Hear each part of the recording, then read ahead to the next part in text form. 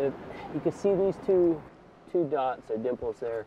And then if you angle the camera, angle yourself down, you see a little bit of a faint resemblance or outline, but it's so faint that you question even what you're thinking.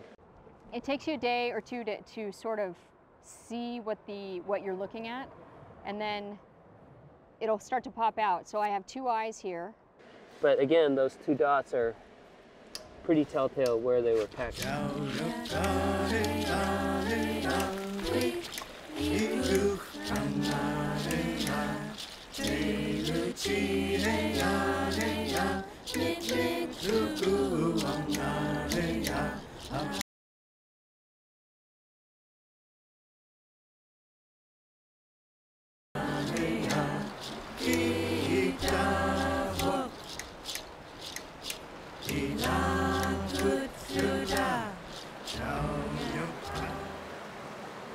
My name is Sven Håkansson. I'm the Executive Director of the Alutiiq Museum, born and raised here on Kodiak Island.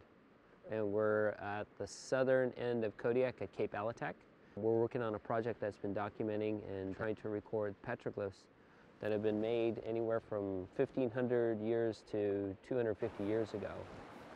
When we first came out here, the Alutiiq Museum logo had all of this black. And then we did the rubbings. And when I was looking at it, I was like, oh my God. It's like, wait a minute, our logo is not designed right. And so immediately we put that hole in the hand. And from Yupik myths, the hole in the hand is the Sedna, the spirit goddess, where she comes and takes all the animal spirits, but she has a hole in her hand, allowing enough animal spirits to pass through so humans can survive. My own personal interpretation is don't take more than what you need, so you can have stuff for your future.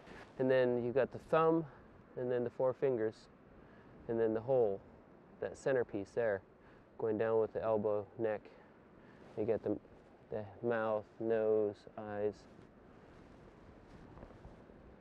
Part of our ancestors made these.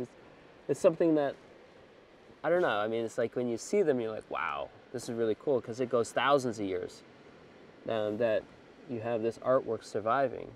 You know, you have a Rembrandt or Picasso, and this is our Picassos, this is our Rembrandts. You know, it's like you see these and you're like, they're an inspiration. This is the largest conglomeration of petroglyphs on Kodiak, and so if people had to come here to see them, because we don't find them anywhere else. I love this one because you see the spiral going here? When I was doing the rubbing, everybody focuses on just that. Here's his eyes. He's got the eyes and the mouth.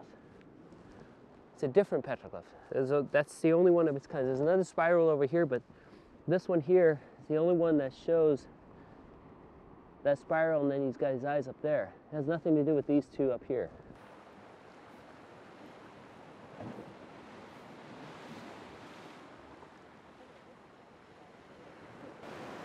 I'm working with Joe Lipka, and we've been mapping out and documenting the petroglyphs. And this is a project I've been working on personally for 10 years, looking at trying to understand the petroglyphs, but also document as much as possible before they're lost.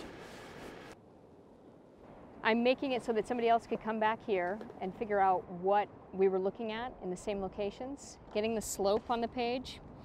And my work is different from Sven's. He's doing glyph by glyph.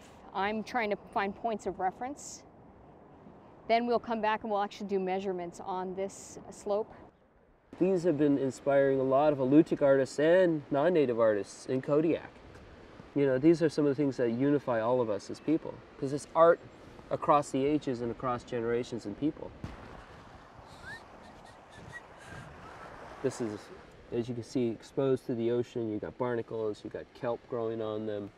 And so it's something that, you know, through time and over the next 10 years, we'll keep documenting them and learn more. Every year I come, I've learned more. I don't know how to explain him. We call him the Martian Man. He looks like something, kind of like a Martian with antennae coming out, but I think it's like a sea urchin.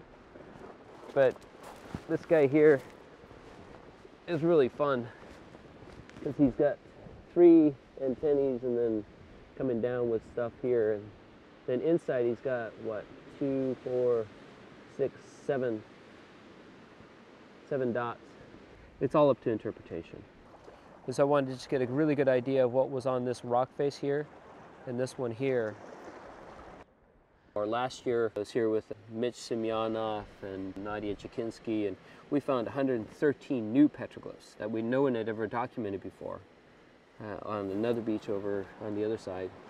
This year we found at least, 16 new ones that no one had ever seen before. And so it's pretty cool that every year we come out, the more I see, the more I'm able to learn and actually see more petroglyphs than I had originally thought. Here in Cape Alitak, there's something special about this place. It's a very calming place to come to. And whether they were whaling, trying to share stories, is one of those mysteries that we'll ponder forever, I think.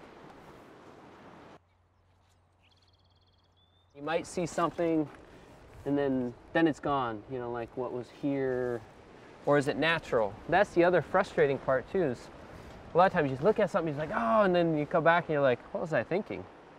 You know, you think that there would be something here because you feel that. You can see where the eyes were, but everything else is gone. Then on, you know, this is one of the most exposed parts of the rock to the ocean. You don't see any petroglyphs, but you know that they were probably there. Alutiiq Museum Archaeological Repository.